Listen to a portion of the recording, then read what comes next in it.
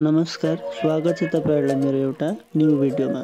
र आज म आएको छु तिनसुकिया डिस्ट्रिक्टको एक अन्यतम तिनसुकिया मेडिकल कलेज एन्ड हस्पिटलमा। यो मेडिकल प्राय तिनसुकिया टाउनदेखि 9 किलोमिटर माकुम टाउनको एकदमै सामने अवस्थित छ। र म पनि आएको छु आज मेरो खुट्टा देखाउन भन्दै। र अब म जाँदैछु मेडिकलको मेन डोरतिर।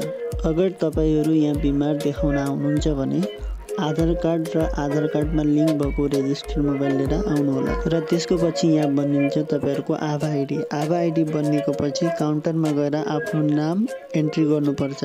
र यसको पछि बिमारको अनुसार तपाईहरु जानुपर्छ ओपीडी मा। र बिमार अनुसारको डाक्टरहरु बसेको हुन्छन्। र मेरो मेडिसिन डिपार्टमेन्टमा देखाउन थियो र म आउँछु रुम नम्बर 2 मा। यहाँ तपाईहरुले मेडिसिन, गाइनोलोजी, सोनोग्राफी, ईएनटी, अर्थोपेडिक्स, शिशु रोग, आँखा र अन्य बिमारहरु पनि देखाउन सक्नुहुन्छ।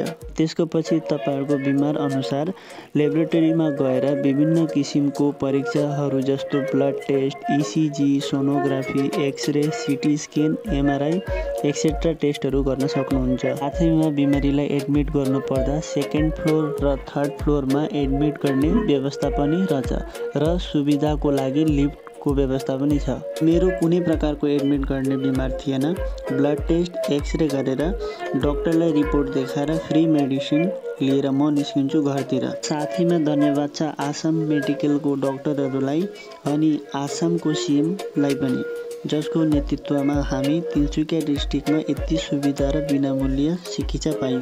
र आजको भिडियो मैले यतिमै समाप्त गरे। राम्रो लागेमा तपाईहरु लाइक, कमेन्ट, शेयर चाहिँ गरिदिनु होला।